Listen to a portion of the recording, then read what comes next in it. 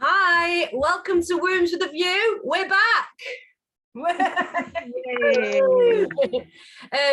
name's DJ Lippy. This is Asia. Hi.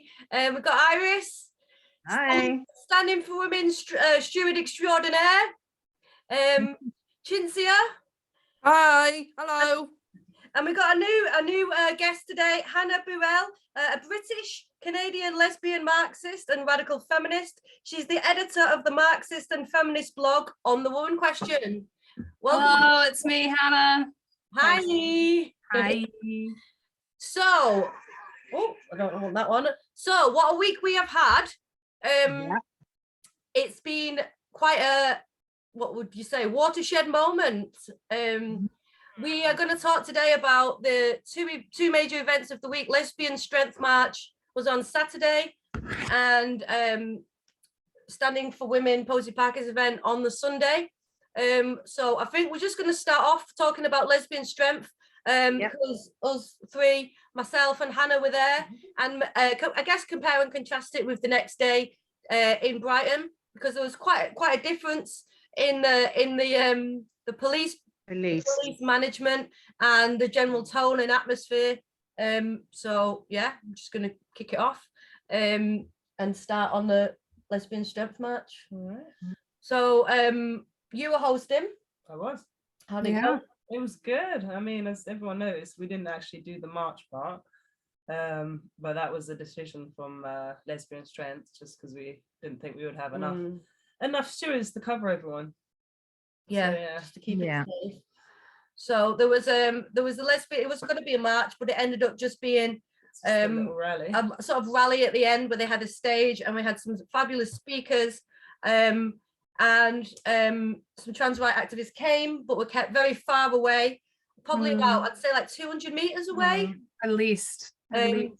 Barriers. I saw footage though. I saw footage, and it was UKT, and they were quite close. It looked like, very medieval. You were putting the stocks there, so they were quite close at that one point.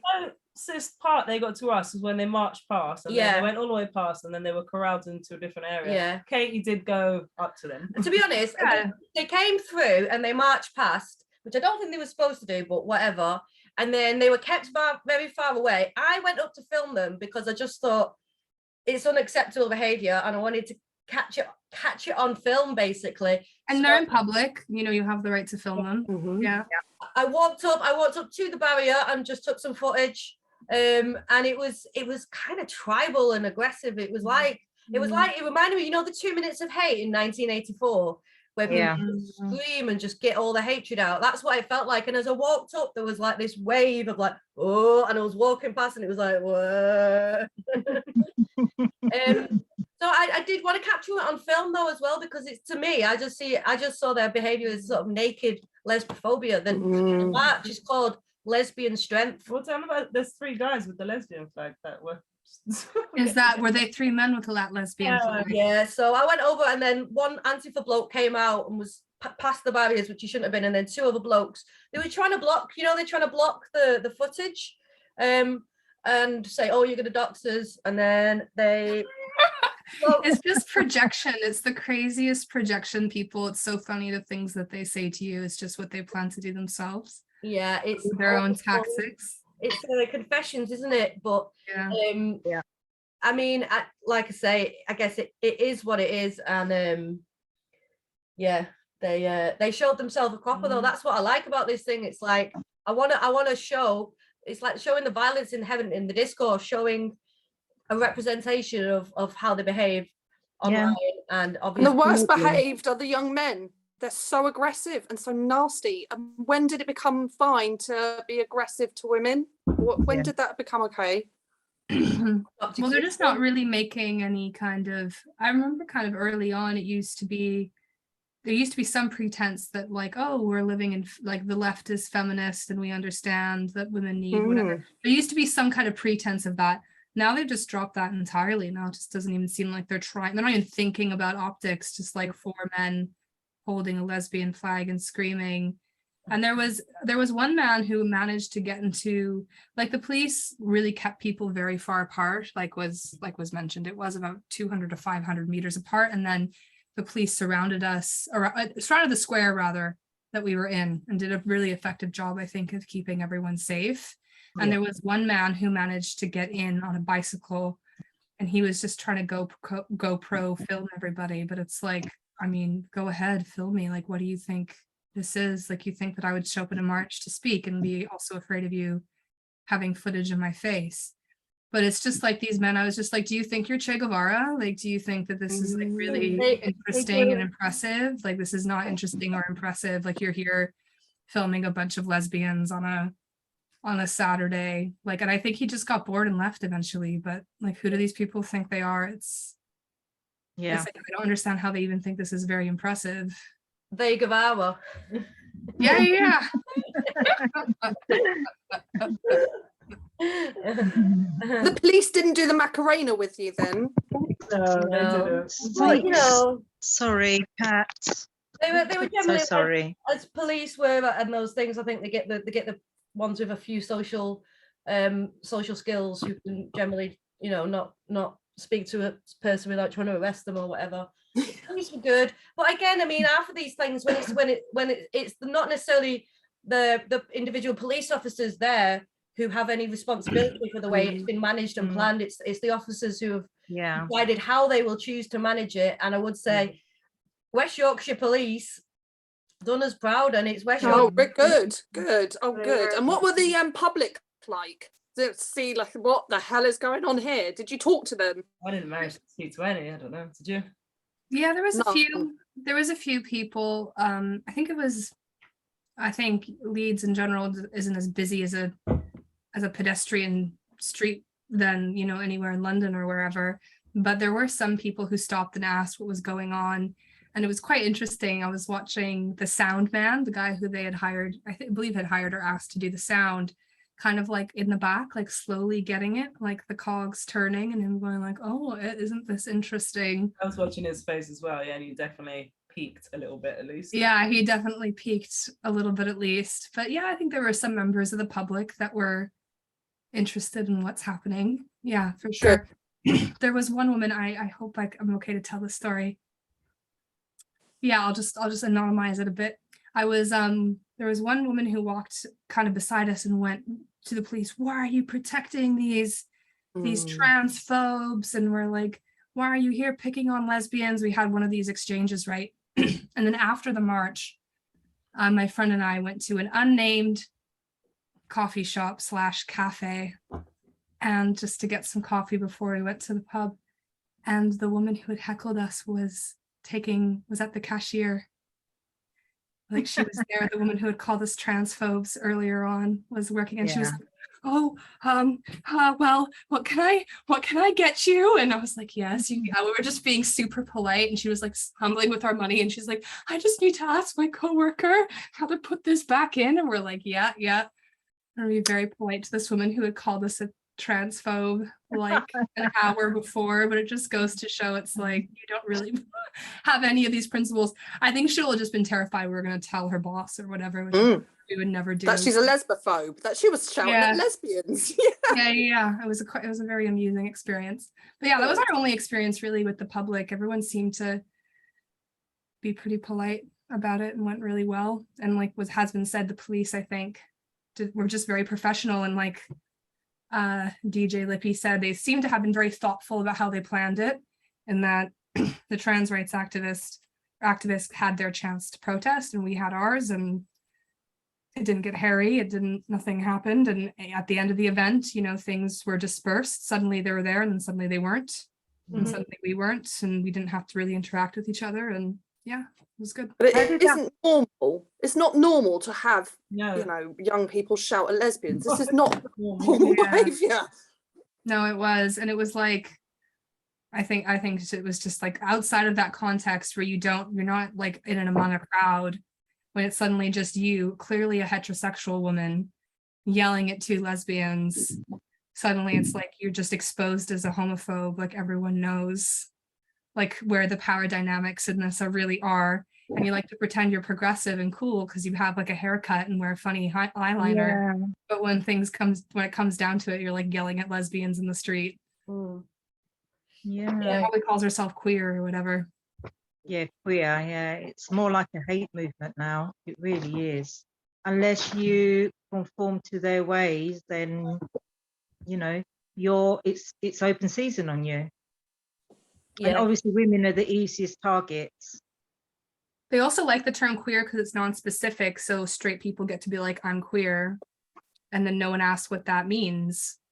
So you just get to identify into this like LGBT movement. They like it because it's non-specific and doesn't really actually mean anything.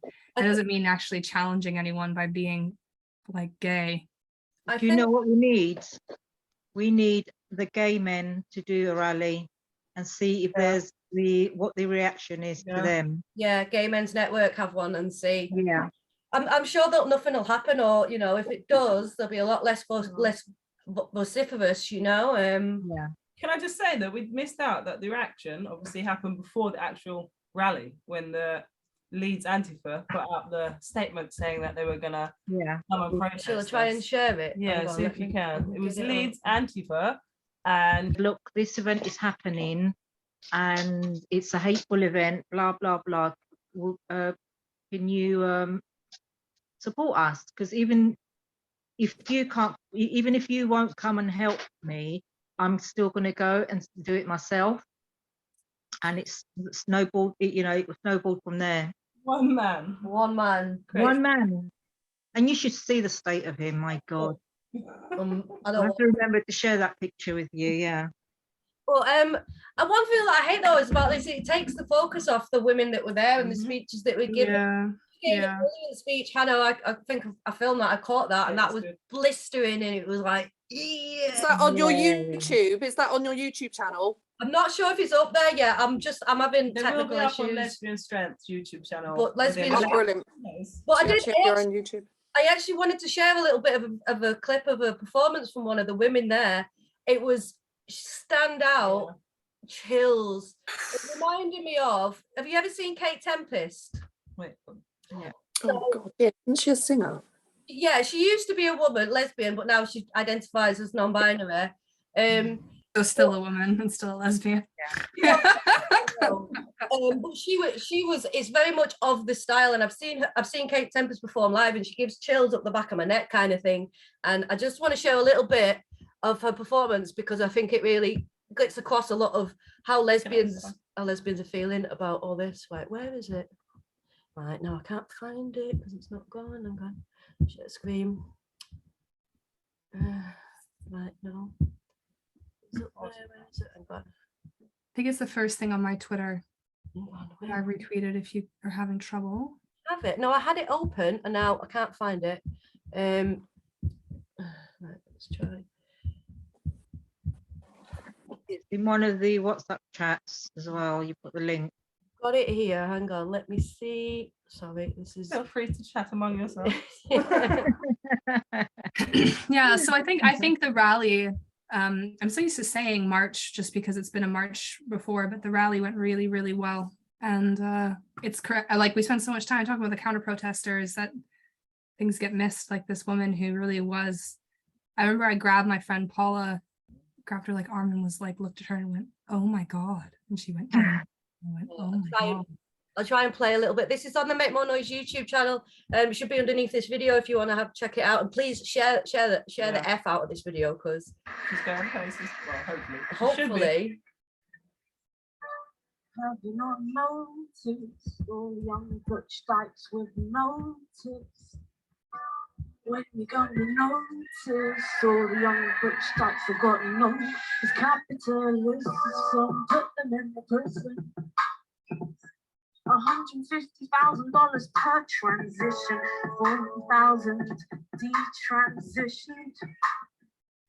It's capitalism, they're calling autism. It's capitalism, put them in the prison, put them in the prison. Capitalism, put them in the prison, put them in prison. It's capitalism, they're butchering young women, put them in prison, put them in prison, put them in prison. When you're gonna notice, all the young butch dykes got notice. They took all the colour from out the rainbow flag, and the only colour left is the colour red. It is now a red flag. So just you can watch the rest of it on the YouTube video, and the rest of it is just similar vibe, you know. And yeah, just I mean that's what the march was about giving a platform to lesbians and allowing them to speak about what it's like to be a lesbian with trans right activism kind of erasing them and telling them that they're men, or you know, genital fetishists and all. Are you going to organise another one for next year? You're going to do this like an annual? Yeah, it's been going on since what, 2018 was the first Oh, one. has it? Sorry. Yeah. There's so many. This There's one so was many so others. successful that people noticed those. COVID, I didn't know that. Yeah. yeah, COVID put a stop to the obviously the following ones, didn't it? Yeah. It was lockdown, but I think as well the way they work, it's like a collective effort, so they do it all working together as a group, and it shows a great way of women coming together and working together, and what you can I love that you've got a deaf interpreter as well. You're so inclusive. Yeah, I did. You know, the other side don't have that, do they? No, they never think about, you know, disabled people ever. No, well, I really liked what that woman said, because she just really nailed it. She was just like, this is, whenever I see the rainbow flag, it's just a gay conversion flag. Yeah. She was really talented, really, really talented. And they're culling autism is the other thing that she said. It's just like sometimes you need someone to say it that plainly. Yeah. Yeah. So she said it very, very, very, very well. Yeah, I mean, we met her, didn't we? We did. We'll just say this story because, like, this is I think this is quite funny. So we randomly met her at we'd been to like a lesbian disco, and I think it's the only woman only night in London. And we were coming home, and we were on the tube, and we saw her like sort of over there, and we were like, she looks like a lesbian. So we were like, Go for it. you at the thing, and she's like, yeah, and she's like proper shy and stuff. And then we ended up getting on the tube, and we were chatting and stuff, and then we're coming to leave, and she's like, yeah, I have these, and she gives us a packet of chocolate fingers. I'm like, Oh wow, yeah. it's not a euphemism. On the way home. No, we didn't. No, she's really cool, really talented, and I can't wait to go and rewatch that. She did give shivers, really, and she will hate. I bet she's that personality that will hate anyone saying how talented she is. Like, well, no, I'm not. No, you are. So how did you find out she was a TERF though? Because she could have been one of these inclusive lesbians. Oh, you can tell. You can tell. You could tell. An inclusive lesbian night. No. It was a proper turkey. There weren't any protesters. It wasn't like they were all screaming that. There was one bloke who tried to get in, and yellow dress dude. And everyone was like, no, you're a man, go. No, it wasn't. No, I'm talking about the artist that you just showed when you first met her. How did you know that she was going to be a TERF? The night that we met at was a turkey lesbian one. Oh, okay. Oh, that was good. Okay, Wasn't yeah. a lesbian inclusive of men lesbian night. It was woman only. And it's not. Thing is, it's not a turfy lesbian night as well. Well, I was gonna say it's not exactly like political or gender critical or anything. I just said women only. Yeah. Just a night out. Only. So it was great. There was so many different kinds of women there. There was political women, apolitical women, people who were super peaked, other people who were like, yeah, I just like the fact that there's not going to be a bunch of confused men here. Just all kinds of lesbians and bisexual women too, I believe. All who were just happy to be in a women only space. So it was great to organize that, even if it's not expressly this is a political event. Having any kind of women only space is great. Yeah, well, it's by nature political these days, you know what I mean? Like, just Exactly. You have to try and justify it in all these ways and things like that, which is actually a good segue onto what happened the next day, which was in Brighton. So for our American listeners, Leeds is in the north of England, Brighton's on the south coast. So we all had to make a scramble down the next day. So it would be like going from Seattle to Phoenix, Arizona. Like it's the north-south difference. Yeah. So we got a car down, didn't we, with our mate Joe Bartosh, who's not Joe Bartosh, Joe Campbell. Ellis, I took a train. It was a nightmare train as well. They like oversubscribed it. So I was like sat in like a sardine situation in the train from Dorchester down. It was just absolute nightmare. You did a fantastic speech, Hanhah. Really strong. Loved it. Thank you. Yeah, I don't know. It's just off the dome, as they say. How did it feel to do that and be surrounded by, you know, really aggressive men? There were a lot of aggressive men. I think it's like, it definitely spurs me on, the anger. I definitely think there's something about, and you could tell there are some women there who are actually quite ambivalent, who are going because it's the cool queer thing to do on a Sunday, but actually don't know. And I had those women in mind when I was speaking. And I think that there are so few opportunities for women who just get to go up and speak about difficult issues. Yeah. But to have that there, and there's a woman before me, a Welsh woman, I believe, who did like a really beautiful poem that was incredibly moving. And then another woman who talked about her child sexual abuse and how, you know, I was forced to be exposed to penises I didn't want to be as a child, and I'm not going to have that happen again. So it was an incredible experience to just have so many women. I think so much of how patriarchy, female socialization works is by silencing women, by making women scared to speak, by making women particularly scared to speak in public. You know, you could speak in the home, speak privately, but speaking in public is something that's really policed.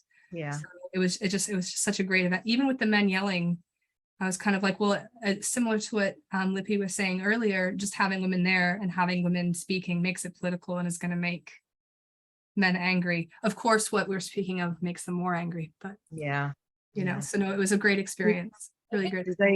Do they even really care what you're speaking about? It's just a case of, we don't want you to speak. Yeah. I think that's one of the reasons why the event does what it does, why it is in public. It's not a private ticketed event. Yeah. It's not a secret location. I think it's because women speak online and they're kicked off. They're kicked off platforms. They can have their PayPals removed. That's another thing that's happened this week. The crackdown of free speech on across the board, and it's one of the few places where women can speak and say whatever they want.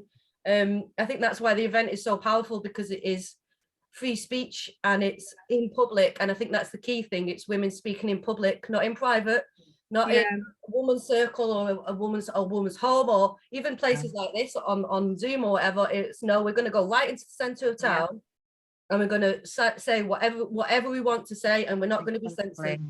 You can't cancel somebody you can't cancel somebody off a park, can you? Well, I've seen a trans activist TikTok, and they were very shocked that the police didn't arrest us, because they're so used to having the police do the bidding, and women are saying this stuff online and getting persecuted by the police, and they were so shocked because they're saying the same thing in public. They should be arrested. What? So the police entitled. They honestly are so entitled. This is what I also don't understand. Like, on one hand, they believe they're like these super fabulous, very impressive countercultural leftists who are like fighting the establishment, and on the other hand, they're like, establishment, do our bidding. Yeah. Yes. Like, what is it? Like, how can you hold two ideas in your mind at once? It's very bizarre. All cops are bad until they arrest women. Then they're very happy. And then go and arrest them. And the other thing is just they don't realise just what damage they're causing, you know, to their own movement. Not, you know, I hate to say it should just be LGB, but you know, they're being dragged along with it, and we're starting to see some of that damage coming through now. And it's not caused by women, you know, like with things with an increase, because a lot of people, I think not as many as there used to be, a lot of people still conflate being gay with being trans. And the homophobic abuse, is that what you're saying? It's gone up. It's going up in the UK. They're going to get, and this is an interesting parallel, I think, is that often lesbians have been at the forefront of this and have received a lot of abuse, especially online. But when it comes to violent attacks and getting gay bashed, I think men can often be gay men can often be more victim to that. And I think we start to see they're getting the repercussions of their trans brothers who they've let's be honest, I think they were invited into the umbrella by gay men. When you listen to a lot of lesbians who were part of the LGBT movement in the 90s, they could see the encroachment of queers coming in, and they said, we can't have this. And I think unfortunately a lot of died in the AIDS, a lot of the elders died in the AIDS crisis. I think that often is what led to them not being able to gatekeep their movement anymore. But I'm just some lesbians said they don't even recognise their elders. Look what happened to Fred Sargent. I was just about to say, he's in his 70s. Yeah. He's been attacked. So he was attacked. Was it the same day or was it the day after? I think it might have been the same day. Same day. It's Brighton. Fred Sargent was actually there at the Stonewall riots. He was one of the early founders of the gay liberation movement. Yeah. And he went to protest, basically saying similar things that we have. It's you're transitioning gay kids. And for that, he was attacked, put in the hospital. He's had to have a brain scan. They don't know anything about gay history. What was it? What was it? What was it you were told by glitter woman? That we owe our rights, or we would have no rights if it wasn't for trans. No, it's so interesting. I have a friend who recently went to the Stonewall Inn. That big Joe Campbell. Sorry to interrupt you. Yeah. There's a woman I know who went to the Stonewall Inn in New York recently, and they have like a walking tour and a guided tour. And she was like, no, they were very truthful about what happened. And it was Stormy Delivery and like these gay men and these lesbian women. And they told a very like accurate representation of the actual history. That it goes to show that just the amount of how contrived it has to be, how much they had to make it up, that even I'm sure that the gay historians now are quite queer and quite pro-trans, but even they have to say like, no, that's not. Fred was there. Fred was, he's one of the last that was actually there, and they don't like it, do they? Don't like him because he says that's not true. But how many of us are being attacked now? That's so many of us. First, I think isn't it the first man that's been attacked on our side, but lots of women been punched, pushed, robbed, dragged about, and then to hear that he has been attacked, that was sad. He's too old. Billboard Chris has been attacked. He's been hospitalised. He keeps going around with his little sandwich. Sorry, I forgot about him. There's so many attacks, and apparently we're the ones attacking them. We're the violent ones. Yeah, I know. The French feminists and the Spanish feminists have all been attacked. Yes, hair pulled. You've been attacked, Chinzia. You were attacked. Yes, I have. So that's what I mean. It's totting up, isn't it? It's totting up. I had the best time because it was just it was like I was cashing in my karma points and enjoying the real baddies being arrested. I laughed the whole afternoon at these really aggressive men. I loved it, but it was thanks to you, all of you stewards, that I had the best time ever. And there was also a lot of women that were really frightened, nearly knocked over in their wheelchairs, and they didn't have the same experience as me, but I had the best fun. My throat was I was laughing so much. But what was it like being women of colour stewarding this event with such aggressive people in your faces? Well, I think it was one of the things they kept saying, wasn't it? Is TERFs go home, TERFs go home, TERFs go home. Were they racist? Was there any racism that we missed? For me, it wasn't racist, but it just felt like the only people that should be shouting that at me are racist and have in the past. Yeah. A whole group of people just saying that, no, you're not welcome on our streets, go home. It did get to me at one point, and I shouted back, you're a racist. It was. Huh? It did get to me at one point because I was so busy running around doing everything, stuff, that I didn't really hear much of what they were saying. And then as I walked past the front line part, one of them was shouting, TERFs go home, and I just turned around, I looked at him and I said, you're effing racist. You're telling me to go home. Anyway, I just carried on with it. But I'd imagine that's quite triggering. We use that word so liberally, but I didn't sleep last night because I'm going over everything that happened. I had a brilliant time, but there's going to be women that didn't, and there's going to be a lot of triggering incidents that happened that day. It was said to me, as a child, it was said to me. we're looking at, we're going back to the 80s. Can you imagine what it was like then compared to now? You know, it was worse then. It was more open season then. So yeah, it was slightly triggering. Well, it was, because for me to have suddenly stopped to hear this when I've been so busy doing other stuff before that, yeah. I think they were quite embarrassed online afterwards, the vibe I was getting by how white and how male the crowd was. And that kind of thing matters a lot to them, right? And they're like weirdo, super crazy identitarian politics land that they all live in. That stuff really, really matters to them. And it was just clear, like the voices you heard, the faces you saw, it was very white and very male. From my observation, maybe other people saw other things. By my anecdotal observation, it seemed to be a lot of men in their 20s and a lot of like girls who looked very young. I don't know if other people had that experience, but a lot of girls. They were very young. 17, Bristol 18, 19. especially, they were. And I just butt in, there was some older women there, because when I first rocked up, there were 3 older women, one blonde woman, one with red head with the megaphone that was causing a nightmare all over the place, and then a woman with grey hair. They were all at least late 50s, and they were really vile. They were really vile, the stuff they were screaming, and just their faces.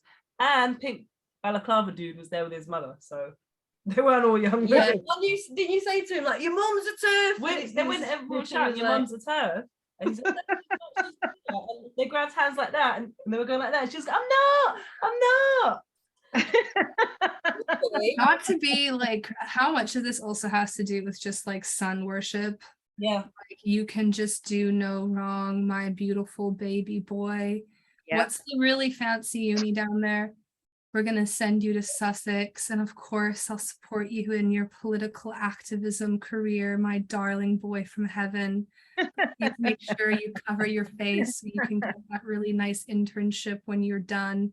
Just men who have just never been told no once in their lives, just never once in their lives been told no. Just so many white, posh looking dudes. And then you get into arguments with them and you just feel like you're straight, you're heterosexual, you're a white man.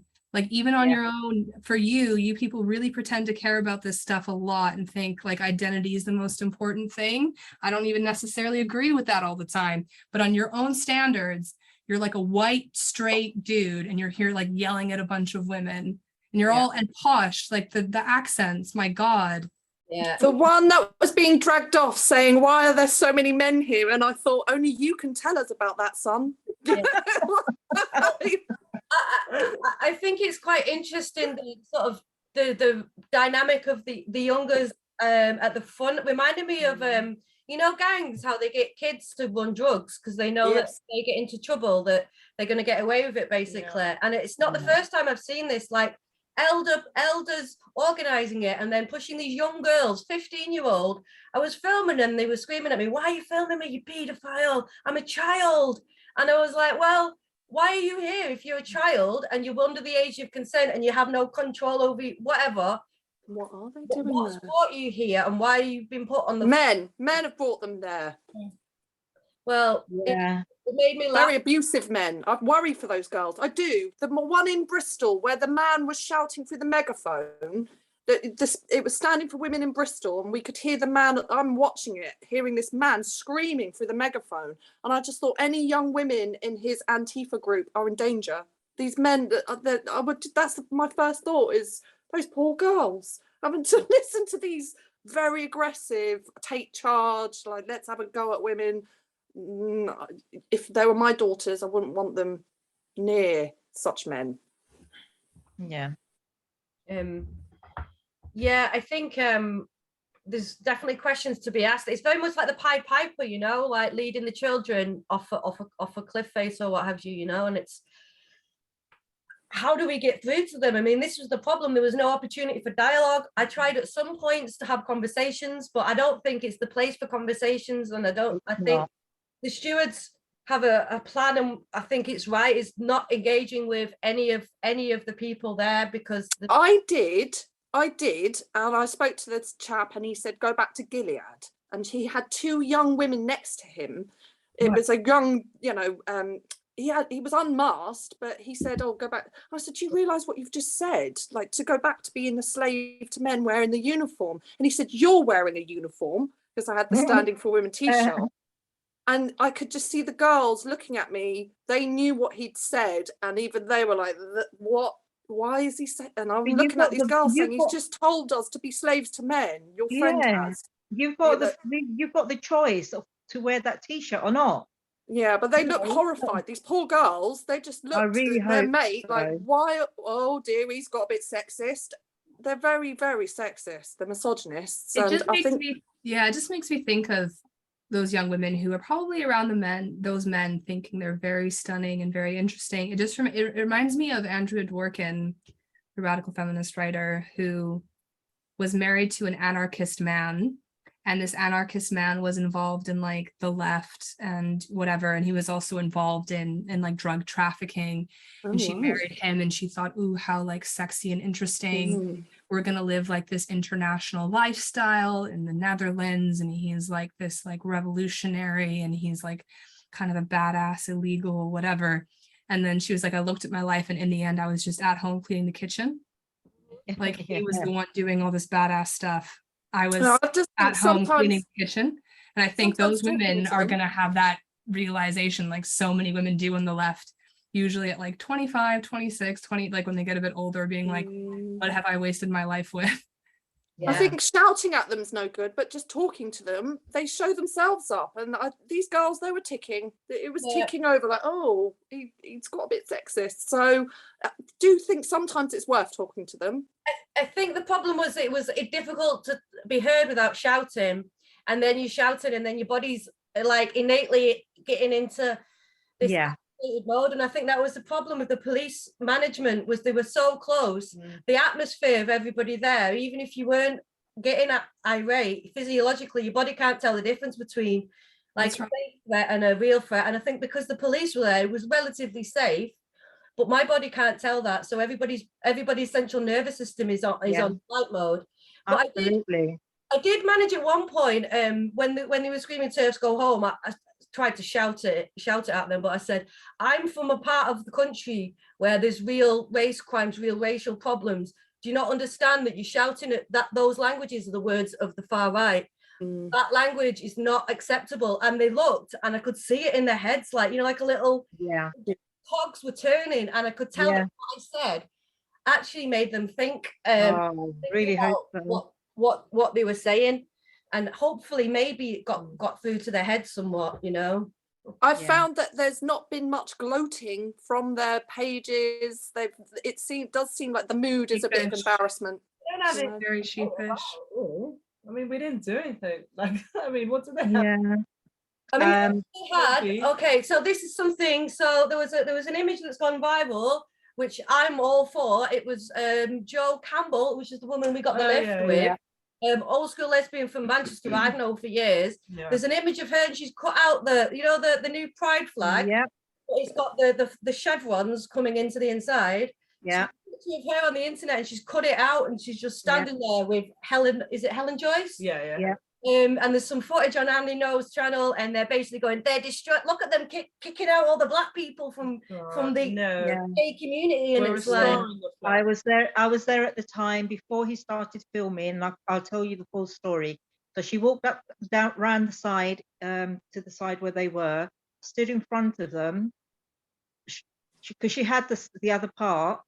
She dropped the part on the floor, wiped her feet with it. They were all coming over, shouting at her. Didn't you know that a black woman gave you the rights you've got? No. Trans woman, sorry. Trans woman gave you the right you've got.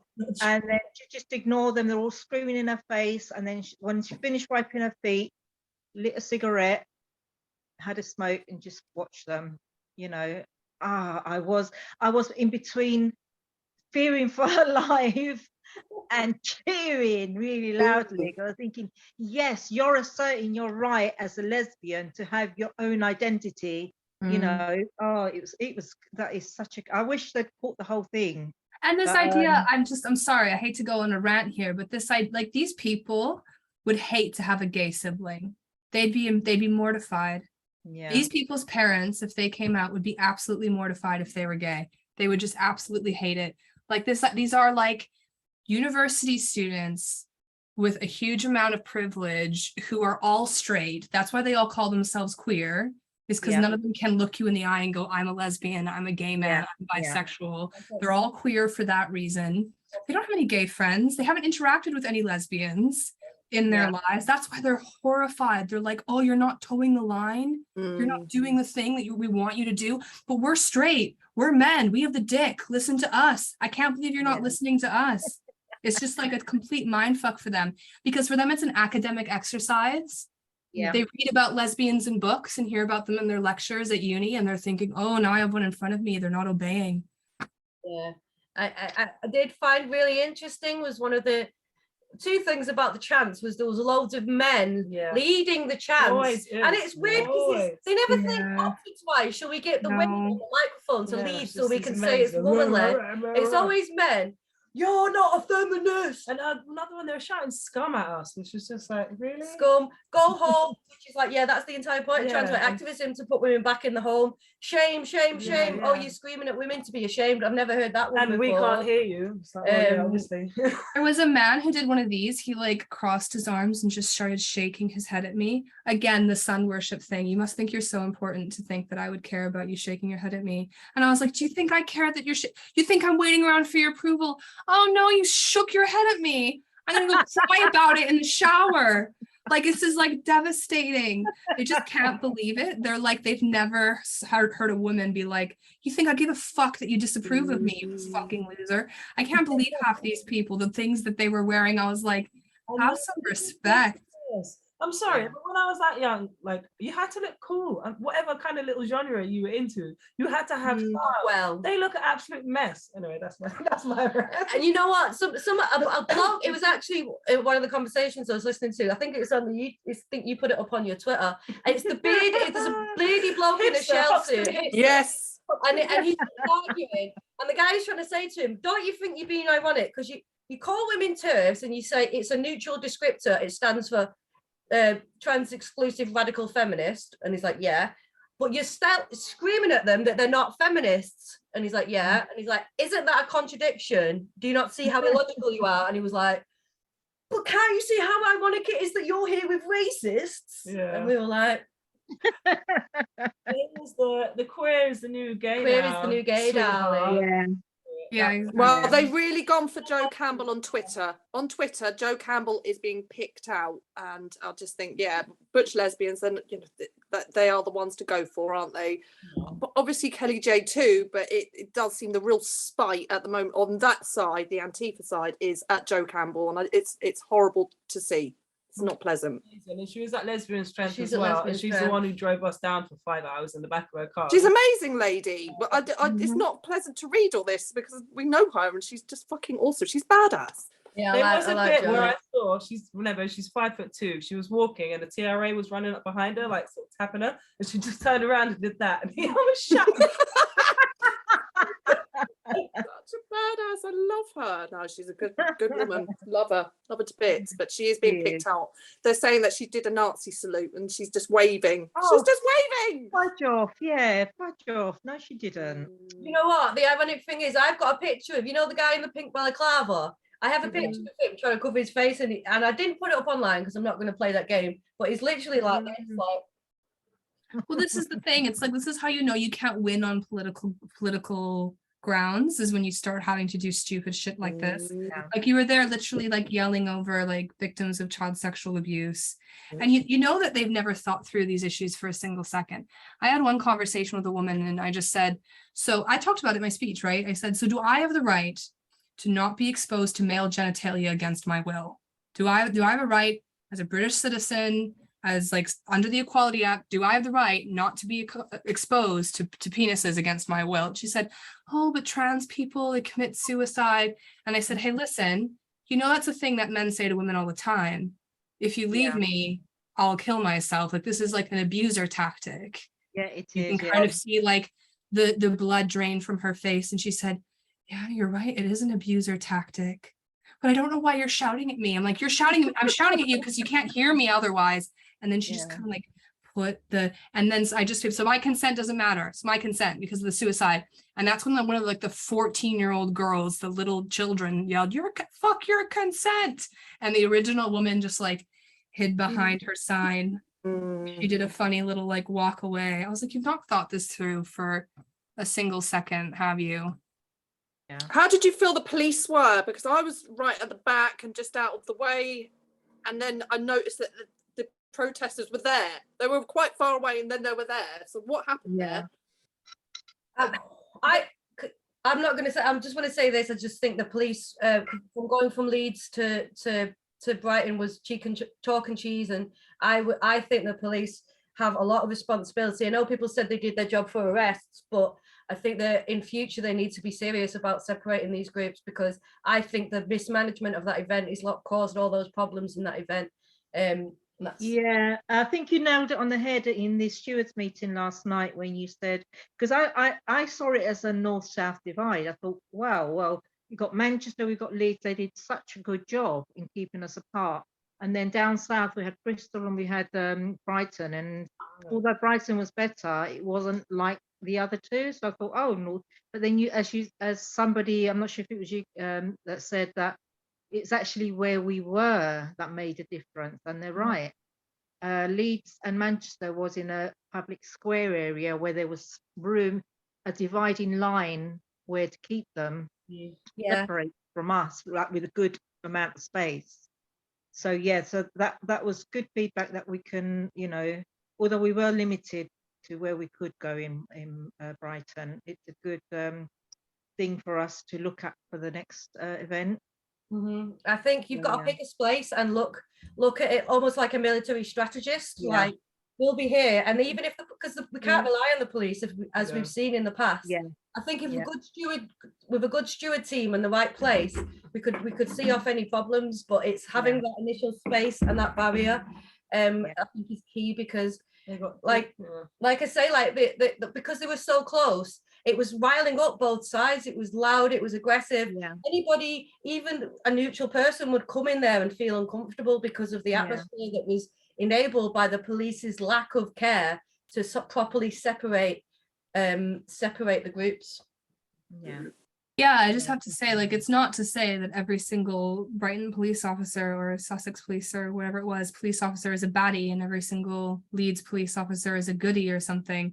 But for those women who were at both events, it was clear they had a very different strategy. And I think it would probably be safe to say, though I don't know, I haven't heard the rationale from the Sussex police or whatever, that the Leeds police had a bit more of a thoughtful approach. And I agree with what's been said about, you know, I think it is really important in a very tense situation like that. I think the police's number one goal should be to try and keep people separate. And I think one police force was really successful in that, and one police force wasn't.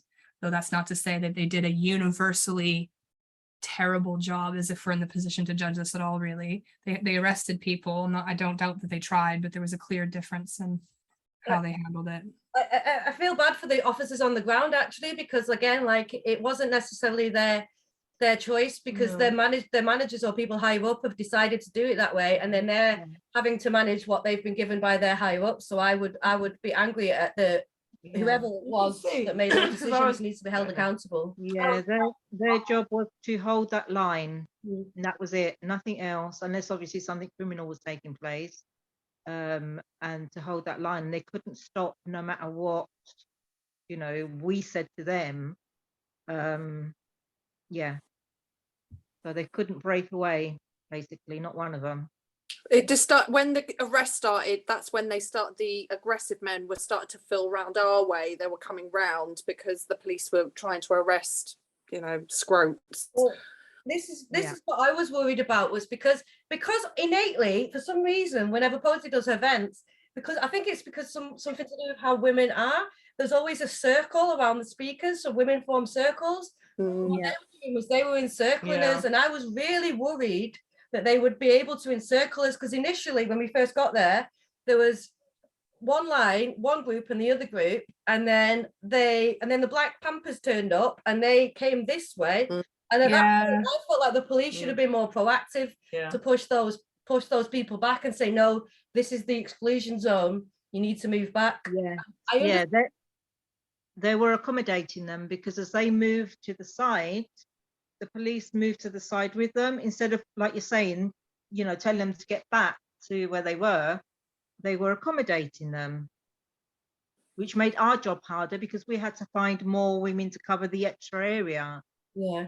So, yeah. That was also my concern, was about the prospect of being like encircled. And I don't know if that was their plan, but I wouldn't be surprised if it was, you know, at some point to encircle them. I think that like as the event went on, the craziest factions remained. So the people who were there just to like he let's go point at some turfs. As the event went on, the men who were the most, some of the men at the very end, right before those arrests happened, were incensed, like really angry. And I think they were just so angry they couldn't shut women up to that point. Yeah, they were just furious, and it was men at that point. From my anecdotal experience, I didn't see any women behaving. No women were arrested. No women. And that's right. No young men, really angry young men. Yeah. Yeah, I think that it's definitely something to take away and think about to go forward, and what works well, what hasn't worked well. And I hope that the police, I don't know if there's anything we can do to sit down with the police or to even go after the police when they've not done it properly. I think we should use all avenues we can just to make them realize it's, to be honest, it's not even about us, it's about you. The bill, the policing bill for and the court bill for the Brighton event, I imagine will be a lot higher than what was happened in Leeds. And I think there were probably less police officers in Leeds than there were in Brighton. So for them, of like a cost benefit analysis, we're going into a period of major recession. We cannot have luxuries like Antifa going around screaming at people, you know? Like, can we afford that? No, they can't. So random little thing. I heard one of the guests, I guess, asked a police officer if they get earbuds, and she actually said, we only get those for bonfire night. So they have no money for them. They have no money for extra policing. So they really need to get as well.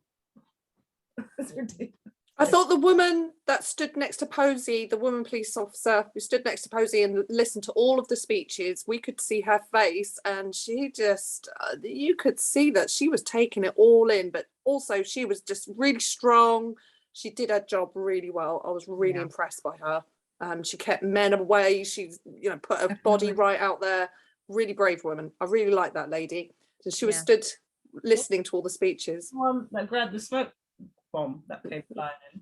So I've seen that on the footage. Yeah, but there was two. There was a pink one and a grey one. It's like a grey. That's theatrical. Apparently, it's just theatrical. That's what the trans activists are saying. And don't forget the tomatoes as well. Yeah, I saw those, a bag of squashed tomatoes. It's disgusting. They're so grim. There was glitter. Oh yeah. Hashtag Glittergate. Oh yeah, Glittergate. Yeah, what was that all about? Do you want to talk about that? Not really, because I mean, to be fair, I don't like, it's just glitter. It has gone in my hair. So you were the woman who was glittered by one of the trans rights activists. Yeah, and yeah, it did mess up my hair, and I was really pissed off at the time. But people have gone a bit crazy online about it. And not to be like, I think it's her smug face. I think that's what wound people up. It's her smug face when she's doing it. I get wound up just talking about it. It's like, you can't, like, can people actually do that? I guess you can. You can't just be like, no, I'm not going to listen to you, Mr. Policeman, and do what I want. Yeah. That's what annoys me. I don't know if that woman who threw the glitter knew necessarily the health risks, because I don't know if many people know, but there's a couple of things, which is corneal abrasion, and which can be pretty serious. If you get some of that in your eye, can be quite serious and difficult to get out. And the other thing is that from a policing events, whatever standpoint, it was glitter this time. What other, if you can do that, what other kind of substance can you be throwing? So, well, one of the stewards that was with us, her throat still hurts because the smoke bomb went off next to her. So it's not just theatrics. And if you've got a lung disease, I can't imagine that's going to do you any good. So it's not going to do good. Yeah, it's not. Well, she's still got sore throat. She's still got sore throat from it. So. But this is, none of this has put us off, has it? We're all going to do it again. We're all going to do it again. No. Well, this is the thing, like, I think one thing that's been really great about this is like the steward team pulling together and working together for all these events and how much skills we've got. And I just want to take a moment to say, well done, Iris. You're absolutely legend for leading the team, all the stewards there. Yeah, they were great. Impeccable. And this has given us all these skills that we will need and have, you know, going forward. You can manage an event, you can do an event, learning all about how to keep it. I mean, obviously I led it, but they had a lot of input in it as well. You know, we had our meetings beforehand, preparations. They had a lot of inputs and suggestions, and we worked on that, and that was our plan. And it all stems from the Manchester women. You know, our first stewarding job was the Manchester one, and just watching those women taught me so much. I'm so grateful to them. And the way, obviously, they had the experience already. So yeah, I was, I'm grateful to them. And so I'm going to say it. Everyone's got a bit tetchy, Iris. The days after, some women are really tetchy online about what we did, what you'd put on, and what we did.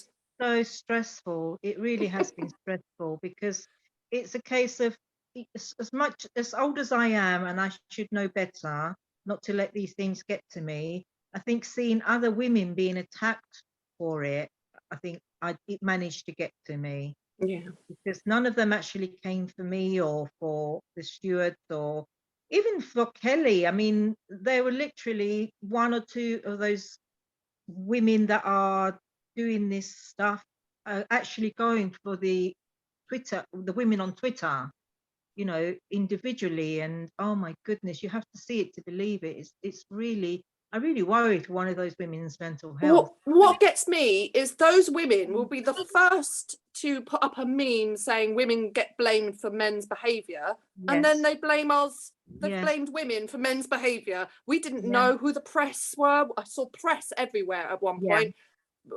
Didn't know who they were. There's no selfies with us, with any of the press, none whatsoever.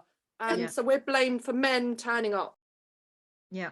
You know, just sorry to mute you, I'm silencing women, but I just want to say as well, just to give some context to people who maybe don't know. So after the event, there was a lot of criticism from women on side about the event itself, about some of the people who turned up to the open mic event, and criticism that we were given a platform to the far right, and that they were invited, that they were allowed to come here. But it's an event in a park, it's free to all, it's a free speech event, and by that it means all women who want to speak get an opportunity to speak, and all people who want to come down and learn more can come down. And can I add 2 points? One, how are we supposed to know what these people look like? I know. And two, I know from certain, I was too busy stewarding to be looking out for people that weren't behaving themselves. And they were. You were dealing with smoke bombs and the police not doing their job and making sure there wasn't a riot, and we were somehow supposed to go around and vet every single person that was in the crowd. Please, why are you here? What views do you have? No, you can't stand in this public park. No, it's not going to happen. And one thing that I think a lot of women find hurtful is the criticisms. I think a lot of them are valid and things that we could be having a talk about or think about, but the way it's framed is it's like you're all a bunch of far-right sympathizers, and like Hanhah here, you're a Marxist, feminist, lesbian feminist. You're so far like I literally like support the Cuban Revolution. Like I'm like as far left as a person could possibly be. But this is where it gets ridiculous with these women. Like not to, when we start to get into these kinds of conversations, it's like we can all play this game. Like I promise you, I'm way more to the left than any one of these women. I promise you, any kind of like kooky lefty position I probably have, I'm way more to the left. Like, do you support a planned economy? I do. Do you think the workers should own the means of production? I do. Like we could do this conversation forever. And so it's funny that a lot of the women who are criticizing and say are actually not that left. Not that far to the left. We've talked about it. The far right behaviour was from the lads in masks and screaming at us. So black women to go home. telling lesbians. That's where the far right behaviour was coming from, and the press. We have no idea who these press are. There's, like I said, none of us took a selfie Far-right with them. women. What far-right women? Sorry, was there a far-right woman? There was one woman, and she goes on GB News, and I've seen her a couple of, like oftentimes, you see snippets of people, and I've seen her talking about masks in schools, which I'm fully in agreement with. They're not right, and I think a lot of those policies should have been called out. And she's 20 years old, and she's fierce, and she's a conservative, so she must. That's what I was going to say. Do people not know the difference between No, a no, they don't. conservative and a fascist? Yeah. Like, we had fascism in this country, like not long ago. Like the BNP, like those guys exist. We know what fascism is. Why are we suddenly pretending we don't know what fascism is, and pretending a 20-year-old woman who's a commentator on GB News is a fascist? And It's absurd. One thing I found distasteful was being asked to sort of condemn her, and people retweeting on her account being like, I can't stand this woman. And I just thought, she's a 20-year-old working class woman. She's 20 years old. If your feminism involves publicly shaming 20-year-old women, I'm not part of that feminism. I'm not part of that leftist kind of movement. It feels very much like the Cultural Revolution, like this. And it's the same tactics that have condemned all of us. It's the same behavior that is removing our rights to have jobs, have freedom of speech, freedom of association. And it's almost like they think, you should shame people, but only the bad people. And I don't know, I think it's like the tactics of the problem, who's to say what speech is acceptable and what speech is unacceptable. Do you think they really mean fascist, or do they actually mean conservative? Because I'm just wondering, are you speaking a different language? Is this middle class for conservative? Because fascist or Nazi is a skinhead, like with Well, Nazi that's exactly tattoos. it. Well, that's what I was going to say. What I think it is, this is my theory about it, is groups like the Socialist Workers' Party and other groups for a while had a rule of, we'll do coalition work. So we'll work with conservatives and we'll work with liberals on, let's say, free healthcare, or like funding the NHS more or something. We'll work with people, but the one rule they had was no platform for fascists. Right. That was the rule on the left, was we'll do coalition work with anyone, but not fascists. So I think that sometimes that kind of thinking exists on the left. So when a conservative rocks up, but they don't like the conservative, they have to move the bar to fascist, because that turns us off, because working class people are like, just tell the truth. It's a conservative. We know, but turned off. I don't want to know. I'm not interested in what you've got to say now, because you're not speaking our language. And there was a lot of confusion as well with the women that were being attacked by these other women in who these people were. Yeah. So many of them did not know who they were talking about. Never heard of them. And if anything, it's made a lot of women go and look them up, like you did, Jin. Yeah, I found them. I just found that they were ultra conservative. I haven't had a chance to, ultra conservatives, not my cup of tea. I'm not a conservative. I'm not going to. Thank you very much for introducing these so-called white nationalists, whoever, to women that didn't have a clue, that one, that they were at the event, and two, who they are. No, none of us did. No, there's no one in our group has said, "Oh, I know who that." No, Can we not have an analysis of things? Like, I don't understand, especially when we're speaking to other women. Like, we know about right-wing women. This is a thing that radical feminists are supposed to know quite a lot about. There's this, I think, Andrea Dworkin's best work, right-wing women. We understand what attracts women to right-wing politics, even if you have that leftist analysis, and it's not the same thing that attracts right-wing men to right-wing politics.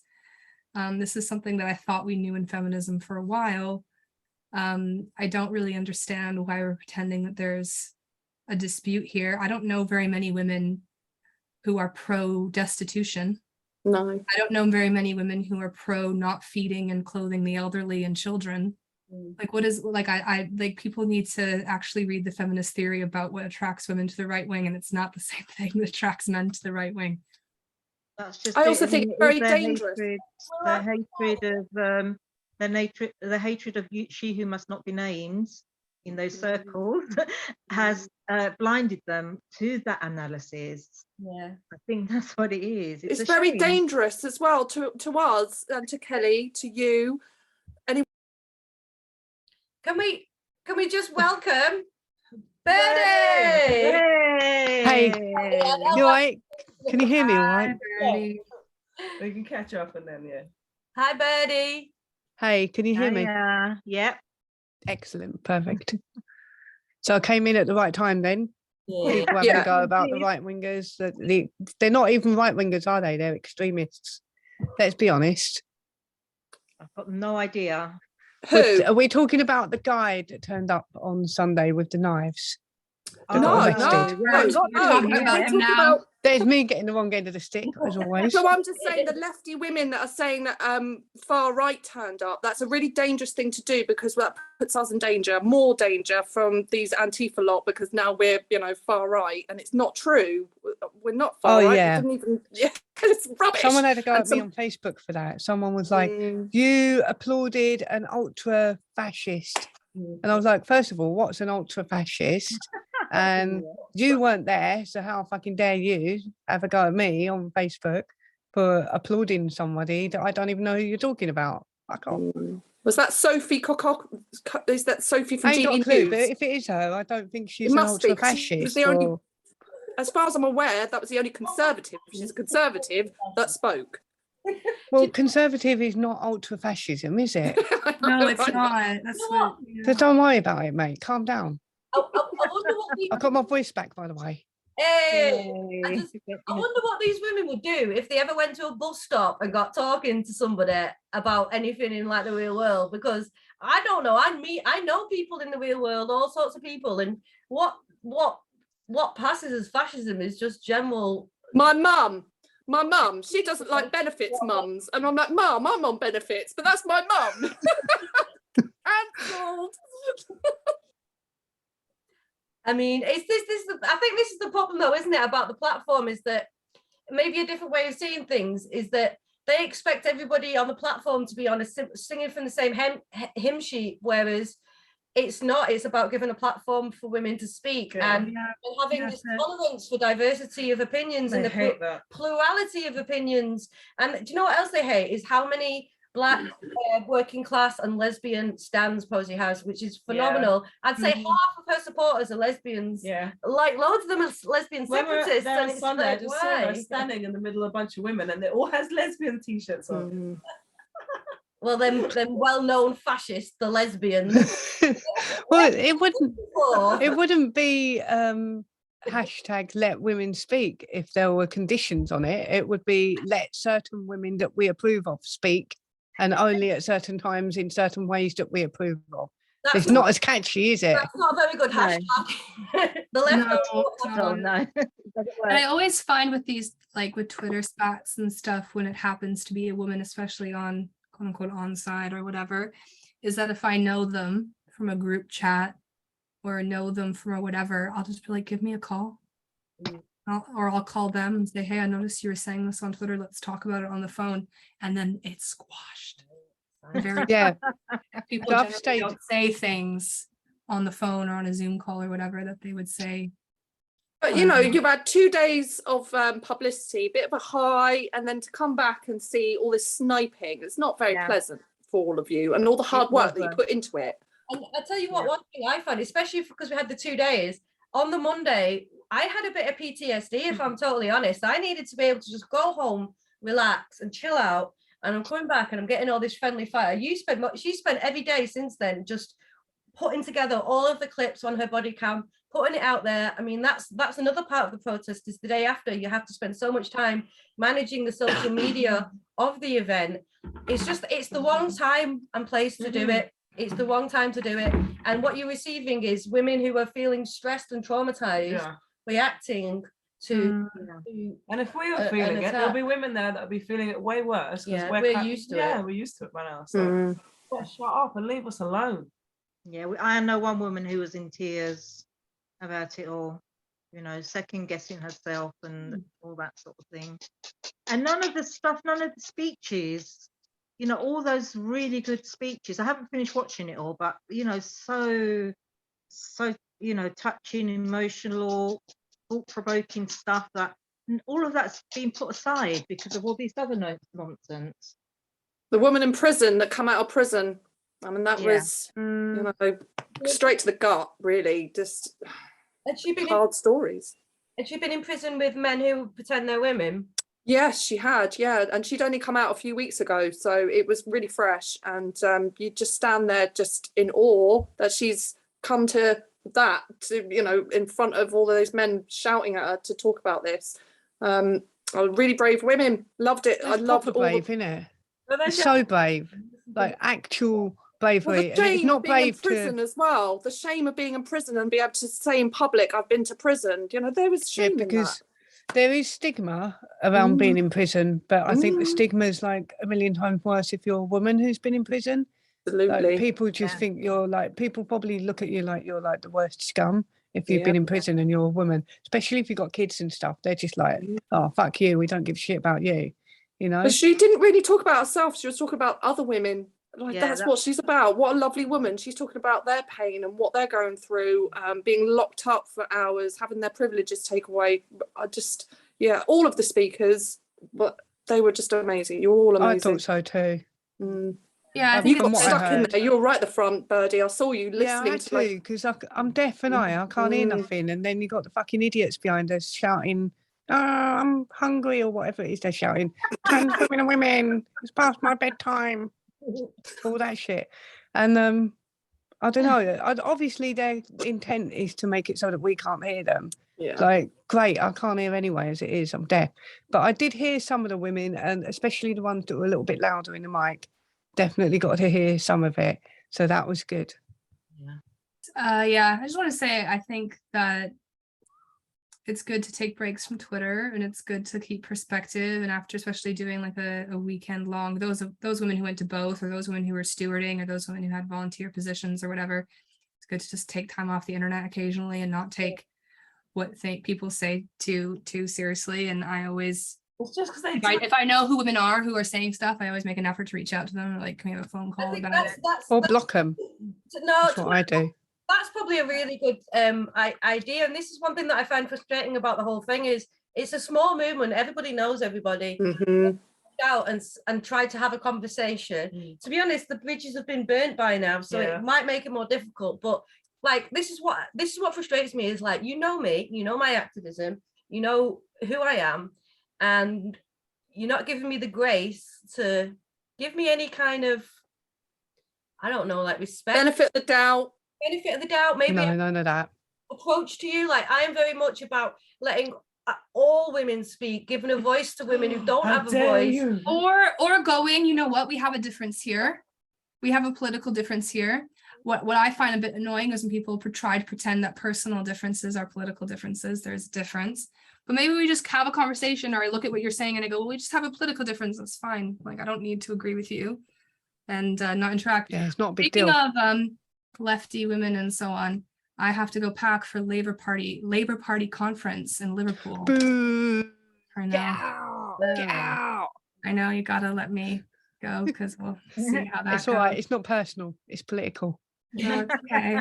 Well, yeah, what that lesbian Oh. labor business. So Yeah. I gotta go do that. But thank you Good all. luck. Good luck, No and problem. Good luck, yeah. to staying and fighting the fight on the left, Yeah. because I don't have the patience for it It- myself. It's already Yeah, been I agree. announced that My it's going to patience be- is. It's going to be protested, isn't it? Yeah. I don't know at this point. I lose track of what's going on and is. all the internal, but yes, I Yeah. do believe there are some events going to be protested. Yeah. Yeah, there was an announcement on Twitter about it. So we'll see how that goes in Liverpool. Be interesting to see what the climate there is. But yeah, so I do really need to go. But thank you, women, for having me on. Oh, It's it was great. lovely to chat to you. Yeah. Yeah. And you know, if you ever need, you know where to find me. And have a Come back. have a good evening. And I hope to see you next time in the Yeah. trenches. You too. See you later. Bye. Bye-bye. Bye. So I'm just imagining all the protesters against the lesbian Labour. They're just having a go at babies. They're just outside, Brilliant. just calling Absolutely babies fucking fascists brilliant. and Nazis. That was the funniest thing, I think. before all the other stuff happens with that, all the memes that have come out from it. She's having a bad week. Let's talk about fascist baby shouter, please. Because oh my god, I've been spending all day. You know what gets it for me is the little baby's head. The little baby's head. I think it's better that you don't see the baby's face. Yeah. And I'm like, it's a baby. and she's dressed like a baby as well. There's little striped top and dungarees, the whole, and then that little bit at the end was like, Yeah, she doesn't like babies. But you know, No. that baby is old enough to know not to have a Nazi father and should disengage. They shouldn't. It's old enough to know now. Think about his reputation. She's been suspended, apparently. She's been Good. suspended from the She Labour deserves to Party. be. she didn't apologise to the dad, to the mum, or the baby. Exactly. Exactly. No. For making them look bad. That's it. Yeah, I know. Isn't that bad? Isn't that mental? I'm not so she couldn't go, hi everyone, look, I did a really bad thing. I shouted at baby. Okay, look, it was a little fascist baby, but I still shouldn't have done it. And I'm really sorry, and I'll try not to do it again. I'll try. Instead, she went, I'm so sorry for making the trans activist look a little bit worse. Mental. Mental. Straight in the What the Daily fuck Mail. is that? What an idiot. I put it on my Facebook. I stole the video off of Twitter. I don't know who put it up originally, so I might need to credit them. I know I'm a thief. Tweeting like that at a tiny baby. But I put it on Facebook and it's got like over 100,000 views now. Oh, did it? And, Oh, that's yeah. Good. And I started getting worried because initially when it was like 100 views, it was just like people like us commenting on it and just going, Yeah. oh, well, you know, this is really bad. And now it's gone out to the mainstream public, and the mainstream public are fucking brutal. And I was like, Jesus, I got cancelled for saying men can't have polycystic ovary. Look what these fucking dickheads are writing. They're writing even way worse than me, and none of them are cancelled. They're just normal people. Normal people are way harsher than us. Way harsher. Do we have some sympathy for the baby woman? Like, does this raise an No. issue about None. cancel culture and, you know, you make one mistake, you shout in one baby's face. No, she wants this culture. She's cultivating this culture. She's encouraging it. She's asking for this culture where you can lose your reputation, lose your job, lose your friends, lose your family for not believing in this stupid fucking shitty religion. And now she's gone and shouted in a baby's face, and she don't want to get cancelled. She asked for the culture. She can fucking have it. Oh, Sorry. I like it. Not tough, Birdie, tough. Oh, it's a bit I've got no conservative. time for her. I've got no sympathy. She went after Neither me. have I. Neither Oh have yes, I remember. Yes, she did. She was such a Ain't got no nasty, sympathy. nasty No, me soul, neither. though, wasn't she to you? Unbelievable. No, I don't. Do you know what? All these people that Oh, go yeah, you after know people her, like don't us. you? She's gone after Yeah, you before. sort of. Yes, sorry, yes. So all these people that go after people like us, they want this culture. They want a society where this can happen, but they just don't want it to happen to them. Well, To tough them, fucking yeah. shit. You asked for it. Yeah. I I think hope Labour have been shown up. They Oh. are going to start realising that I don't this think is they what will. parts of your party are doing, and they you don't think so? There's no hope. Done. No, I think look, there's Labour Party should have been embarrassed 5 years ago, and that they've just been embarrassed time and time again, and there's just no amount of embarrassment is enough for them, is it? No. But I'd say the same about Conservatives as well. Yeah, true. They brought all of these rules have been brought up. They're embarrassed. underneath them, all these No, policy changes underneath Conservatives. So Yeah, but I mean, the it's right just not the are not. Conservatives shouting at babies, is it? No, they're not shouting at babies, but they're not acting like Conservatives either. They're spending more time worrying about what the left think of them than what the right think of them, and they should be more worried about what the right think of them, because the right ain't impressed either. Mm. It's a bit of a situation. Hey, is Posey going into politics, Kelly J? Oh God. Is she Oh, going against Eddie I think Izzard? she's I would being fucking love persuaded, this. isn't she? Yeah, She's been persuaded. she's going to We'll stand see. against Oh, Izzard. We'll see. she's getting my vote times 10. We'll move. All of us move to Sheffield. Is that I where know, it is? that's We're what all moving everyone's to saying. Sheffield. We can vote for her. Apparently, anybody can stand. You can stand in any constituency, and she's on after other people to stand. And I mean, do you know who's the MP of my local constituency? No. Angela Rayner. Oh God, she's Ooh. dreadful. Is she a Absolutely baddie? dreadful. I spoke to her about this whole thing and she was not having any of Yeah, it. no, it's same in Portsmouth. I showed her, the tweets of the Dr. Harrop, because I was the woman who he tried to dox and he doxed me. And I showed her those tweets and she didn't see anything wrong. She was like, I don't see the other half of the conversation. These are out of context tweets. And I was like, God. Doctor doxing a healthcare assistant. Do you not understand? You used to be a healthcare assistant. Do you not Yeah. is that unacceptable? I just want all Labour MPs to be bombarded with that big titted man from Canada. And Yes. is this what you want? Because we won't vote for you. We need to just have it in their face. This is what you want, and we don't want it, and we won't vote for you. Yeah, And exactly. actually, because they just ignore it as well. Like they will not have, or they say you're nasty for posting that.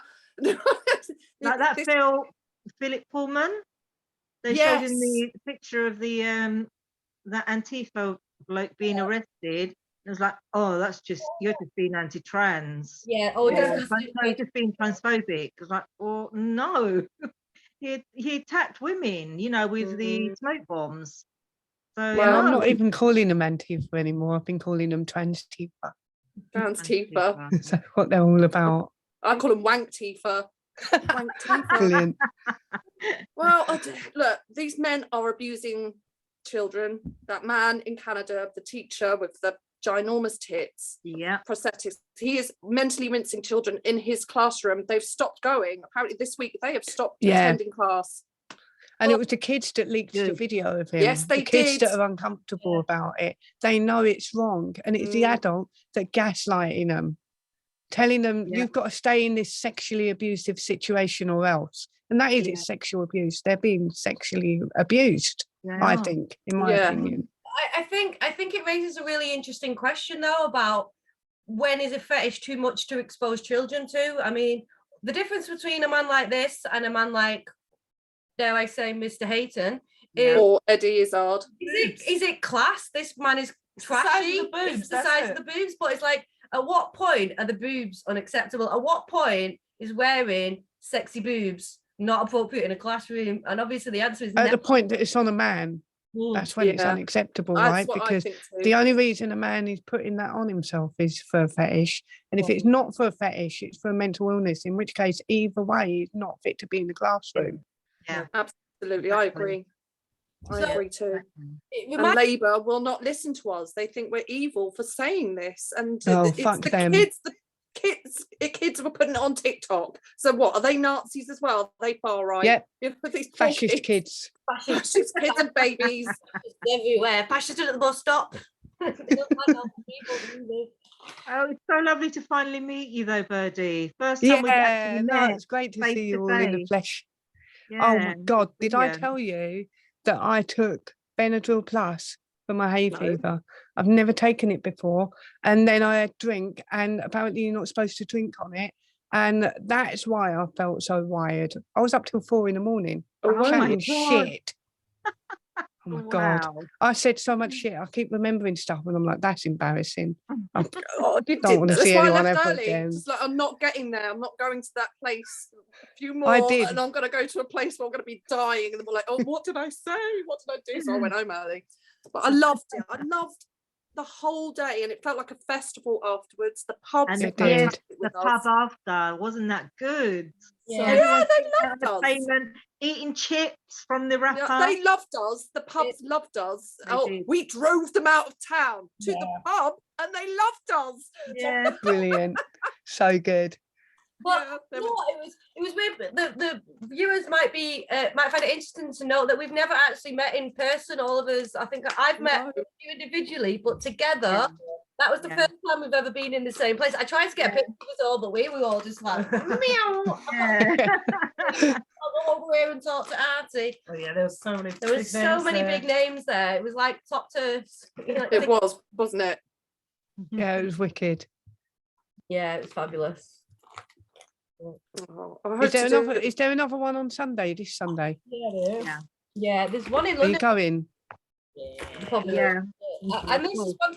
This is one thing that people should recognise as well about the London one in Speaker's Corner. The atmosphere is so much different. It's so I heard it's more chill. there's Yeah, no definitely. bother from definitely. anybody. I've only ever had one dude ride past on his bike, and Mr. Menno chased him. Mr. Menno He was about 15, wasn't he? Just a kid, yeah. Bless. Well, I don't like my mum. I don't You're like my saying mum. You're saying that. Another, I think, a couple of weeks later, he was. I don't know what he was doing, but he was walking past. I was walking towards the reformistry. He was going the opposite direction. He looked at me, obviously recognised me, and called me. Said, "See you next Tuesday" to me, and I sort What a of like cheeky little looked at him like, bastard. yeah, I It's not very know, nice. I know. Oh, he but- hasn't been brought up well, has he? So Mm, yeah, I just carried on, you know. Yeah, Not a so bright future for that one. yeah. No, Bloody I've been to hell. a few the London speakers corners, and they are really quiet and really chilled, lovely. Yeah, it does seem when you go we go out to the cities that they go a bit mental. I think one thing I've noticed when I went to stay with you, Birdie, it's like a small satellite town outside of London, and I saw trans stickers everywhere. And whenever I've been in smaller cities, we were in Crewe, saw stickers everywhere. But in bigger cities, Manchester, London, you don't see it as much, and it really reminds me of just, I guess, kind of like homophobia, really. You know how it is in a small city. It's why gays and lesbians gravitate to major hubs, because they know that people can accept difference, because there's so many different people in the city. You all have to have a bit of respect for one another, and it brings it home to me what this is all about, really, when I see it in small towns. And Well, a chap came and sat with us. I don't know if any of you saw him. It was a black man with afro, and he said he was a woman. Yeah, I saw him. We sat and chatted for a good 45 minutes, and obviously I put my case forward, he put his, and we still, had a drink together. I asked if his mum and dad supported him. And he was he was very young, and I thought gay, but that's none of my business. And and then when he left, I just said, you better not be putting us on Twitter. I spent the night with Nazis, and he laughed. And he was very sweet kid. He was a sweet kid. But I would not have it that he's a woman or any way female. But we still sat and had a drink. That can happen. Yeah. But yeah, there was two of them there. There were. Oh, was there? What, that other girl with him? Like a camo jacket who said that. Oh. Yeah, is she the one that thought I was a gay man? Did I tell you about that? Did she really think that? Or was she being a bit No, spiteful we were there? talking and she lost her phone or something, and then I got a drink and I bought her a drink as well, and we were chatting, and she asked me if I am a lesbian, and I said no. And then she carried on talking as normal, and then she went, oh, I'm sorry, but you're not a lesbian. And I went, no. She went, do you identify as a gay man?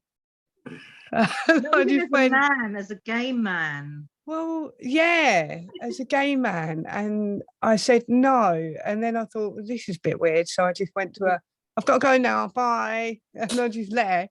But it was a little bit weird. That's what they associate short hair with, Birdie. That's what I was Very thinking sad. afterwards, because I Very couldn't sad. figure it out where that had come from. And then I thought, is it the short hair and not being like particularly overly feminine? It is. Yeah. And because my voice was gone as well, probably sounded a bit like a bloke. I don't know.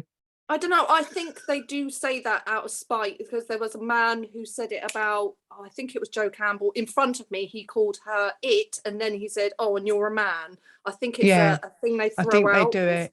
Quite 'cause that- unpleasant. Yeah, because when I got cancelled as well, some of the blokes that were having a go started saying things like, I'm just pretending to be a woman, or that I'm pretending to be trans so that I can trick people into being transphobic with me and things like that, or saying that I've got a cheek saying that trans women are not women, look at the state of me, and things like that. So I think that certain men do have a dig, and women do too, because there were women joining in, but I think they have a dig because I don't know what it is. Maybe they feel a little bit constrained in their own little box that they're putting themselves in. They take it out on those of us that genuinely are.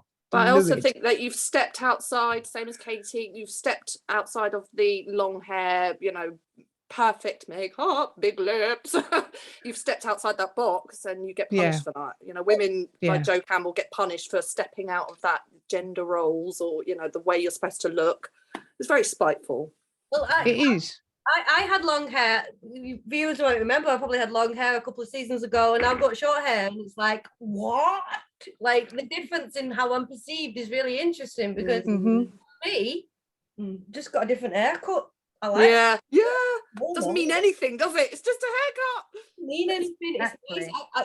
It's easier to manage. It's less. That's why I have short hair. Practical reason. Although I've grown it out now. Look, I'm peak 1990s boy band. Been wanting that haircut since I was like 11. K-pop, they all have that haircut in K-pop. K-pop. Oh shit! Yeah, they're bringing back the Backstreet Boys look, aren't they? So good. You need to grow your roots out a little bit more than you actually. Do you reckon? So we're going to do this again, because it's been a long time. I don't mind if we don't, but it's been lovely. It's been so cool to see you all. Like, you know, last Sunday and today. It's been really cool. And to come back. Surprise, we're back. Yeah. Can't wait to go and tell my groups. Oh, we did another podcast. I always do this. If you want us back again, let us know on the comments below. Like, subscribe and share. I always say that. But yeah, if you want to see more of this content, you want us to have more guests like Hanhah. We were trying to get some more women on board, but they just couldn't make it today. We, as ever, a bit last minute. But if you want us to keep doing this, let us know, and we'll keep doing it. Keep doing it, innit? I had quite a few women coming up to me saying, "Oh, I loved Wombs with You. When are you going to do it again?" And I was so embarrassed, and just we love listening to you. I was like, "Oh, that's so lovely, really, really cool. It was just a lovely thing, lovely." Yeah. Not you're a turf, you evil Nazi. It makes a change. It's a nice change. Yeah. Well, I think that's the nice thing about it, isn't it? It's we're ordinary women talking, and that's a rarity to have. I've not read all the feminist books, and I don't have that analysis, but we still know what a woman is. We still know what feminism is as well. Like what you know, we can still figure for it out. women, not angry men. Yeah, even right-wing women are women. They are. Anyway, it's been lovely to catch up with you all, and it's been lovely to catch up with our followers, even though they're not here in the room with us right now. We've been making more noise on Wounds with You, and we'll see you again, I suppose. Night. Bye. Right, how do I stop this?